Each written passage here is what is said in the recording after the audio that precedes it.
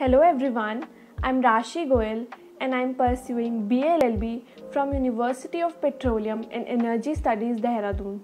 And currently I'm a legal intern at Lexis & Company for the month of June. So the topic for my today's video is Cigarettes and Other Tobacco Products Amendment Bill. As a member of WHO, World Health Organization community, India observes World No Tobacco Day on May 31st every year to highlight the colossal health risk associated with the use of tobacco. Despite the fact that tobacco use causes more than 1.3 million deaths every year in the country, more than 28%, or can say nearly 270 million adults and 14.6% of youth between the age of 13 to 15 currently use some form of tobacco, which puts them to amplified risk of COVID-19 infection. Reduction on the deaths and illness due to tobacco is one of the substantial development goals fixed by the United Nations. So if we trim the target by 2030, it will be the year to rejoice. However, to achieve this, we need to fortify our tobacco control regime and pass the Cigarette and Other Tobacco Product Amendment Bill, that is COTPA Amendment Bill, and make a livelier and less smoky India. Let's talk about the existing legislations. The first attempt to legislatively address the issue of tobacco consumption was made in the year 1975. The Act mandated the statutory health warnings on the packages and the advertisements of the cigarettes, but did neither apply to other tobacco products nor prohibit the consumption of tobacco by a particular class of people or at public places. Subsequently, the Government of India enacted the Cigarettes and Other Tobacco Products Prohibition of Advertisement and Regulation of the Trade and Commerce, Production, Supply and Other Distributions, etc. in 2003, and ratified WHO Framework Conventions on Tobacco Control with ultimate goal to reduce the prevalent and reverse the tobacco epidemic. The Cigarettes and the Other Tobacco Product Act mainly sought to protect non-smokers and from the involuntary exposure to the tobacco smoke by making public smoking as an offense. The Act also sought to protect minors, which are persons below the age of 18 years, from being addicted, and therefore criminalized the sale of tobacco products to the minors. However, the Act did not prohibit the consumption of tobacco products but sought to empower the consumers by educating them about the harmful effects of the tobacco consumption so that they may make the informed choices. The Act accordingly make it mandatory to display written and pictorial warning on the product packages. It also prohibited the advertisement of cigarettes and tobacco products except on the point of sale and on the package. Now, further let's talk about the need for change and the growing industry interference. The Cigarette and Other Tobacco Products Act was useful to a certain extent in defining the tobacco industry tactics to advertise and promote tobacco use in India. However, in spite of government's best efforts to effectively enforce the law and the civil society's efforts to ensure the violations are adequately reported, the industry has been able to target especially to the minors below the age of 18 years or children through their indirect promotion tactics. A report on smokeless tobacco and public health in India by Ministry of Health and Family Welfare MOHFW, Government of India, records the need for a comprehensive ban on the advertising of tobacco products. There are numerous examples of such advertisement where brand name remains the same and the product marketed are altered for the brand to impact the minds of the consumers. According to WHO, tobacco companies are using media and sponsoring influencers to promote the tobacco product, especially to the youth. It reports that globally, the tobacco industry spent over $9 billion in marketing and advertising, and the world lost about 8 million lives due to the tobacco use and exposure to secondhand smoke. In view of increasing tobacco industry interference and bypassing of the laws, there is an urgent need to further strengthen the laws and to prevent the tobacco industry from exploiting the existing gaps in the legal regime which were visible with the passage of time.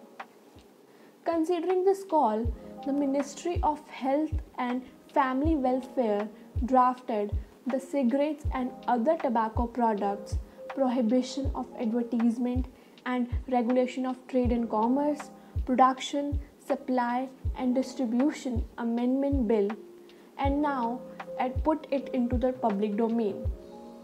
However, it's been more than 5 months since the comments were invited on the bill, but it is yet to see the light of the day. Now, the question arises, what is to be done? So, there is an urgent need to ban all forms of surrogate advertising, brand extensions, and stretching. Advertisement of any tobacco brand or tobacco trademark should be prohibited to meet the recommendations under WHO Framework Conventions on Tobacco Control, Article 13 guidelines. The amendment proposes to fix liability even on the people who participate in tobacco advertisement and is therefore encouraging, as it will lead to a ban on celebrity brand endorsements of tobacco products and companies. While the Cigarettes and Other Tobacco Product Act prohibited public smoking, but provisions for designated smoking places made it illusionary. The public was still passively exposed to smoke. Now, the provisions for designated smoking areas in public places like airports, hotels are sought to be removed. Smoking as well as tobacco use should be completely prohibited in public areas, since these gives an opportunity to smokers to smoke in public places and often lead to violations and exposure to second-hand smoke. The ambit of Section 4 of the Act must be expanded to ban use of all kinds of tobacco products in public places. This will help in reducing tobacco use burden and risk of infectious diseases due to tobacco use induced spitting. Tobacco companies indulge in corporate social responsibility to build their image and gain access to policy makers, and thereby influence and interfere in tobacco control policy making, which is in violation of Article 5 of WHO Framework Convention on Tobacco Control. Therefore, a clause in Section 5 may be expressly added and which bans responsibility and corporate social responsibility activities by tobacco industry and acquire a deposit of 2% profit as required under Companies Act 2013 in the tobacco control funds managed by Ministry of Health and Family Welfare. There is also need to prohibit not only sale but giving of tobacco products to a minor in whatsoever way. Example, free gift, free sample including as research, survey, etc. Plain packaging of tobacco products has been successfully implemented in countries like Australia, France, and Ireland, and hence similar provisions may be added in our law. According to provisions whereby no person engaged in or purported to be engaged in the production, supply, distribution, and sale of cigarettes or any other tobacco products shall mention or use any ingredient or additives or flavorings in any form that can impart, intensify, modify, or enhance the flavor, taste, palatability, or increase of dependence of cigarette or any other tobacco products will help in preventing promotions of tobacco products by prohibiting use of misleading terms and ingredients in such a product or their packages. In order to comply with WHO framework conventions on tobacco control protocol on elimination of illicit trade in tobacco products, ban on the sale of duty-free export and import of tobacco, and exclusive vendor licensing not only under the existing law but as may be prescribed under the Cigarette and Other Tobacco Products Act as needed.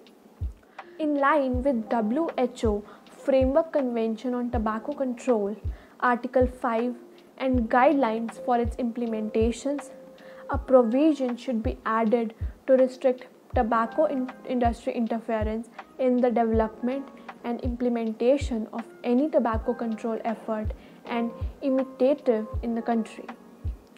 A code of conduct for all the government stakeholders should be prescribed as adopted by the Ministry of Health and Family Welfare.